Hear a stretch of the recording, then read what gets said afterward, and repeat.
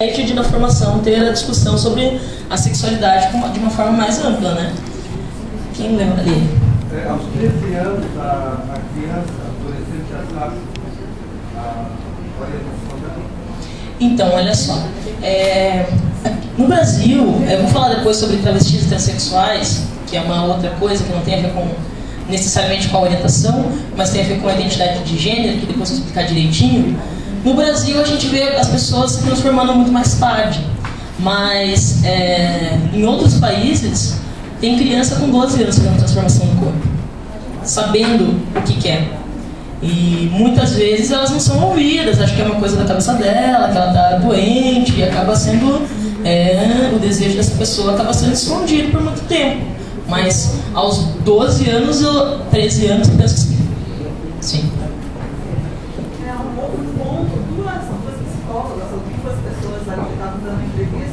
São psicólogas mesmo, não é só. Outras classes ali. Como duas colocaram que a escola é o espaço onde surgem as oportunidades. Pergunto que oportunidades uma transexual, uma travesti teve?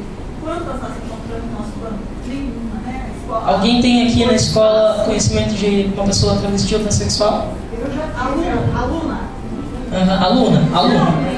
E aí, mais uma coisa que eu quero tocar, que eu anotei ali, que tem a ver com isso, é que a gente tem muito, a gente pensa sobre sexualidade, a gente coloca muito no aluno e na aluna. E a gente na escola também tem que abrir os olhos para os nossos colegas e nossas colegas, né? E colegas que são travestis e transexuais, né? Que passam pela transformação no período da escola. Então é importante que a gente também começar porque a gente, de repente, não toca nesse assunto, porque não sabe muito bem como lidar com o colega também, mas a gente sabe que isso também acontece com professores e professores. Nós tivemos a nossa escola uma situação que era muito popular, e a gente fez uma viagem na área de geografia, né? Nós fizemos uma viagem, nós foi no final do ano, e ele foi, e ele ficava... Vai para lá, vocês estão no parque?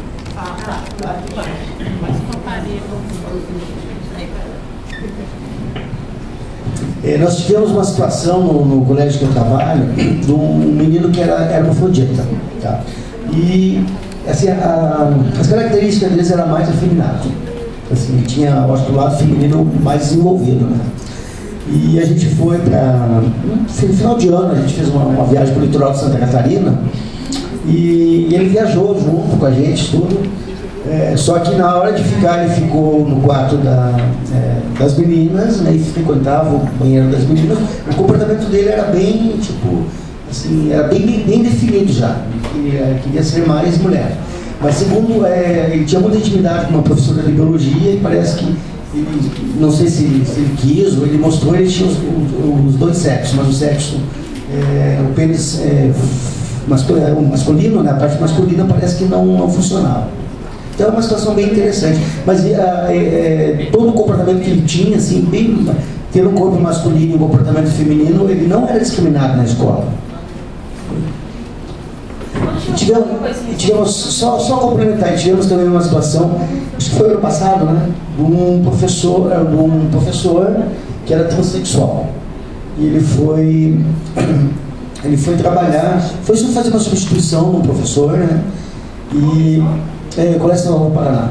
Eu não queria falar colégio, mas agora vou ter que a situação sabe essa história, né?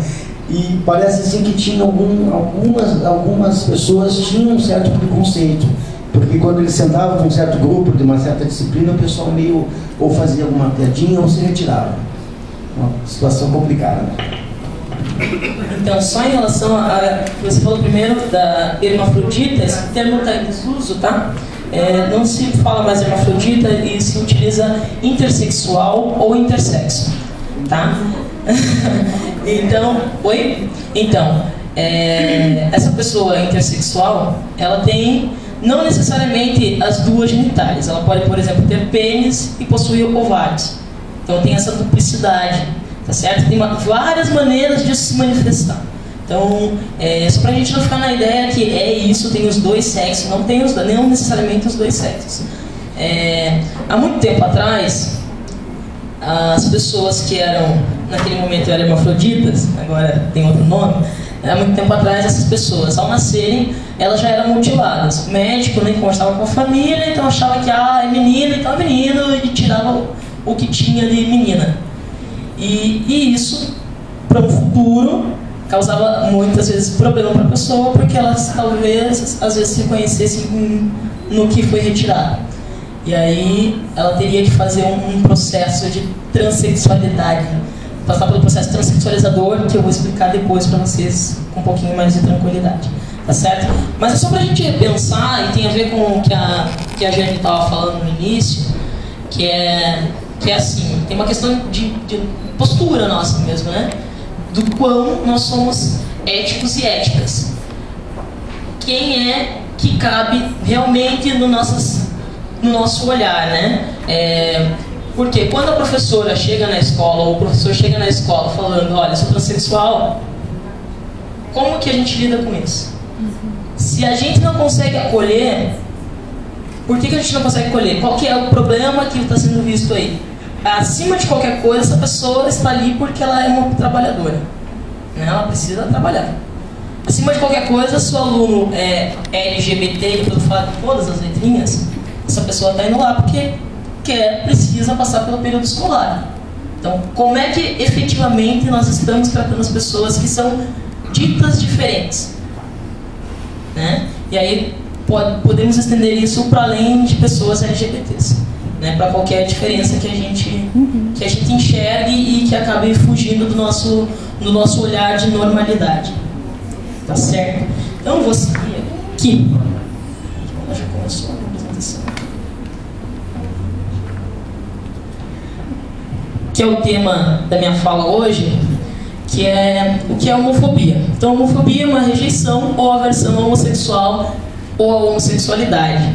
E aí, a homossexualidade é importante a gente falar homossexualidade ao invés de homossexualismo, que o homossexualismo remete à doença e foi retirado isso já do Código de Saúde. Então, não está mais no CID. Então, é importante que nós tratemos isso como homossexualidade, como lesbianidade, como travestilidade, transexualidade, intersexualidade. É importante isso. É importante a gente trabalhar com... Da mesma maneira que a gente trabalha e a gente opera muito com os estereótipos de sapatão, vamos ver...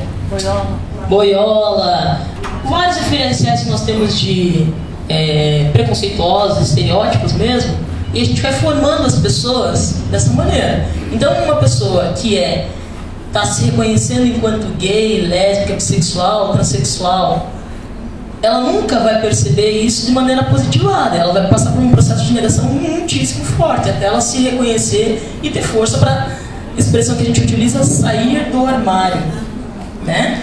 Então, hoje nós temos uma evolução com as paradas, com uma série de movimentos, uma série de ações afirmativas que permitem que as pessoas falem: eu sou gay, eu sou lésbica, eu vou na parada gay, eu quero...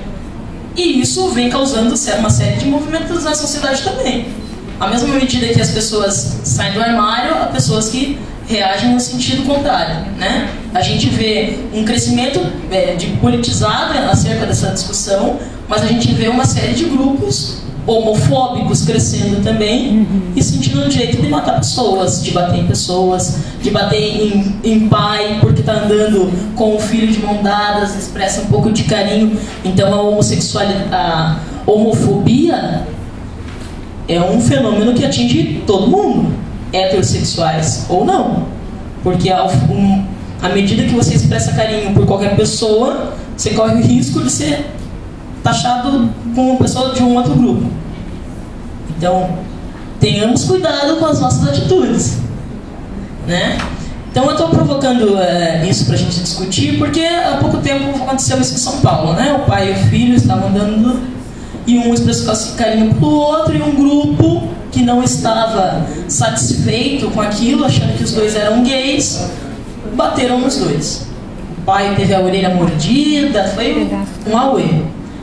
Então, só para a gente perceber um pouquinho como que essas coisas operam na nossa sociedade. Tem uma coisa interessante que passou no vídeo, que ele fala das filhas dele. Aí ele fala: se minha filha fosse sapatão, eu ia bater nela. Fala uma coisa assim, né? Como se isso fosse corrigir o defeito da filha, né? Então, E como se isso fosse sem vergonhice. como se isso fosse uma coisa terrível, né? E tem uma coisa que é interessante, que tem vários grupos crescendo também. Até encontrei outro dia, para quem acompanha aí, eu não sei se vocês estão na lista do Fórum de Gênero e Diversidade Sexual, não sei se esse grupo tá, gente. Mas aí o Tony Reis, que é o representante aqui do grupo Dignidade, ele me enviou um e-mail de um grupo de homens que estavam dispostos a corrigir essas mulheres que são lésbicas. Sim. Aí ele falava assim, que ele teria que transar com a mulher o quanto ele quisesse, até que ela se transformasse numa heterossexual, mesmo que isso fosse à força. Tem um site, né? Tem um site efetivando essas discussões. E assim, tá exagerando. Não tô exagerando, gente. Isso é verdade. Eu fui lá, eu entrei no site, eu acessei o site. É verdade. Então, tem muita coisa que acontece que a gente fala assim: mas isso aí é um monte de gente sem vergonha. Gente sem vergonha tem em todo lugar, né? A gente sabe bem disso. Tem pessoas para o bem, tem pessoas para o mal. Então vamos tentar, assim, na medida do nosso possível, pegar uma lente para a gente efetivamente fazer a discussão com o nosso aluno, com a nossa aluna, com propriedade, para a gente conseguir questionar, porque isso vai estremecer as verdades que a gente constrói, com certeza. Várias pessoas que estão aqui têm princípios religiosos que falam: mas a minha religião não permite isso. Mas isso vai para além da sua religião, né? E para além da sua religião, você está na escola, que é um espaço público, que é laico, né? E a gente também precisa discutir Estado laico na escola, que a gente também não consegue, né? Mas eu acho que a partir do momento que a gente discute a laicidade do Estado, a gente também consegue trazer outros temas que são pertinentes. Mas aí eu vou voltar um pouquinho e vou falar da homofobia, que é um termo utilizado, é um termo guarda-chuva, que ele vai abrigar, então, usa a homofobia, que daí fica, parece que homossexualidade, trata da homossexualidade masculina, mas é para tratar a lesbofobia. O que é lesbofobia? É a fobia a lésbicas. Também o termo para usar a bifobia, que é a fobia a bissexuais.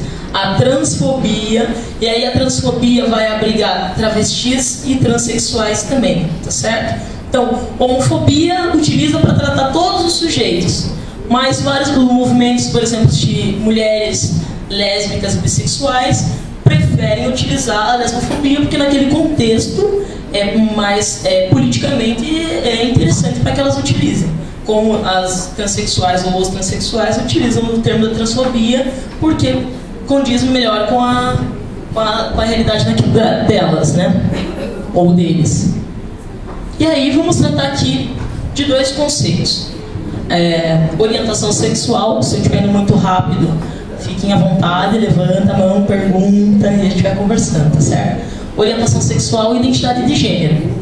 Então, algumas coisinhas de lepista para vocês ali. Então, homossexual é a pessoa homem ou mulher. Vamos só combinar o seguinte, assim. Eu, como várias de vocês, são professores e professoras, né? A gente gosta do silêncio para trabalhar.